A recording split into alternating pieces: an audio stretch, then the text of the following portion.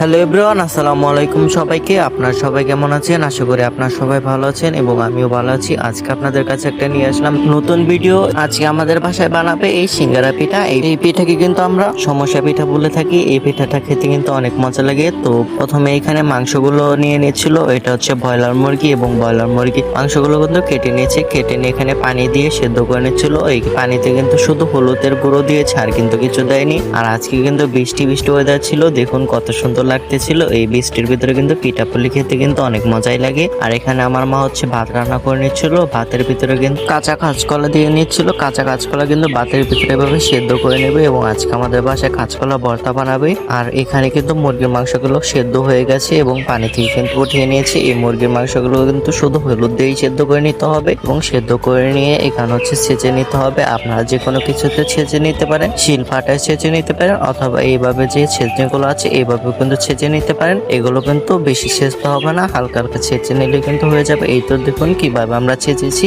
এভাবে কিন্তু আপনার ছেঁচে নেবেন এবং ছেঁচে নিয়ে এগুলো কিন্তু হাত দিয়ে কিছুটা পরিমাণ ছাড়িয়ে নেবেন। আর এখানে পেঁয়াজ এবং কাঁচামরিচ নিয়ে নিয়েছি এবং পেঁয়াজ কাঁচামরিচ গুলোও কিন্তু কুচি করে নিয়েছি। আর এখানে পেঁয়াজ কাঁচামরিচ মাংস এই সব কিছু কিন্তু রেখেছি, এইগুলো হচ্ছে ভেজে নিবে। এখন এই পিঠাটা কিন্তু আপনার মুরগির মাংস বাদ দিয়ে কিন্তু গরুর মাংস অথবা অন্য যে কোনো মাংস দিয়ে আপনারা বানিয়ে খেতে পারেন। এই মাংসের যে জুড়িগুলো ছিল ওইগুলো কিন্তু এখন ভেজে নেবে। ভাজার জন্য এখানে কড়াইতে কিছু পরিমাণ তেল দিয়ে দিয়েছে। তেল দিয়ে এখানে পেঁয়াজ কাঁচামরিচ এলাচ দারুচিনি তেজপাতা এগুলো দিয়ে কিন্তু কিছুক্ষণ পরিমাণ সময় নিয়ে ভেজে নেবে এবং ভেজে নিয়ে এখানে কিছুটা পরিমাণ পানি দিয়ে দিল যাতে পুড়ে না যায়।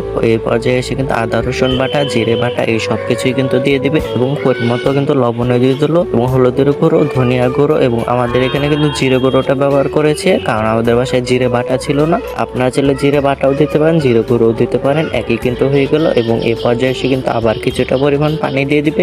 এভাবে কিন্তু পানি দিয়ে কিছুক্ষণ পরিমাণ কষিয়ে নেওয়ার পরে এখানে মাংসগুলো দিয়ে দিবে।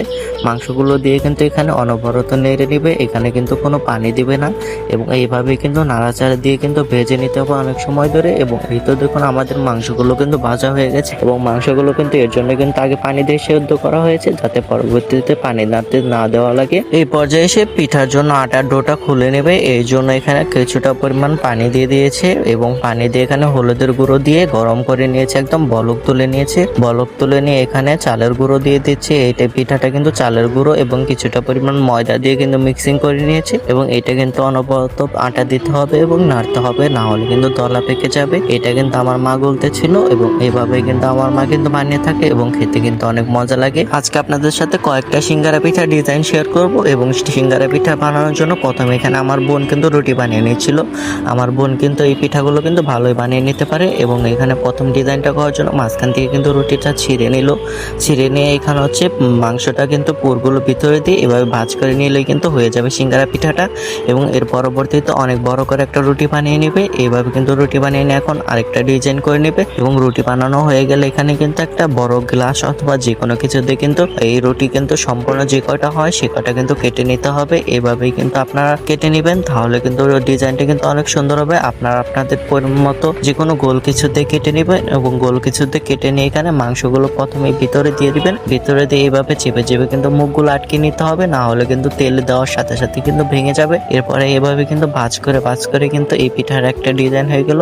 এইভাবে কিন্তু পিঠাটা দেখতে যেমন সুন্দর লাগে খেতেও কিন্তু তেমনই মজা লাগে। আর এখানে দেখুন কতগুলো সিঙ্গারা পিঠা কিন্তু বানানো হয়ে গেছে। আমার তো মনে হয় যে কোনো পৃথিবীর প্রান্তে যে কোনো মানুষই কিন্তু এই পিঠাটা কিন্তু পছন্দ করবে। এবং এখানে কিন্তু অনেকগুলো সিঙ্গারা পিঠা কিন্তু বানানো হয়ে গেছে এবং এখানে কিন্তু কড়াইতে কিছু পরিমাণ তেল দিয়ে এখানে কিন্তু তেলগুলো গরম করে নিয়েছে। ভালো করে কিন্তু গরম করে নিতে হবে, কিন্তু চুলা জালটা কিন্তু একদমই লো রাখতে হবে। আমাদের কিন্তু মাটির চুলায় রান্না করা হচ্ছে। আমার মা কিন্তু এগুলো ভেজে নিচ্ছিল আর আমার বোন এক মুহূর্তে পিঠা বানিয়ে নিচ্ছিল, কারণ এই পিঠা কিন্তু বানিয়ে রেখে দিলে কিন্তু ফেটে যায়। ফেটে গেলে কিন্তু মাংসগুলো বেরিয়ে যাবে এবং তেলে দেওয়ার সাথে সাথে কিন্তু আরো বেরিয়ে যাবে এবং মাংসগুলো কিন্তু একদম পুড়ে যাবে। ওইটা কিন্তু খেতে ভালো লাগবে না। এর জন্য এই পিঠাগুলো এক মুহূর্তে বানাতে হবে, আরেক মুহূর্তে ভেজে নিতে হবে। আর এখানে কিন্তু আরেকটা ডিজাইন করে নিচ্ছিল। এইভাবে কিন্তু কাঁটা চামচ দিয়ে কিন্তু সুন্দর করে ডিজাইনটা হয়ে যায় আর এই ডিজাইনটা দেখতেও কিন্তু অনেক সুন্দর লাগে। এই তো দেখুন কত সুন্দর লাগছে এই পিঠাটা। এই পিঠাটা খেতেও কিন্তু অনেক মজা লাগবে আর আপনারা আপনাদের ইচ্ছা মতো ডিজাইন করে নিতে পারেন। আর এই সবকিছু পিঠা কিন্তু ভাজা হয়ে গেছে। এই তো দেখুন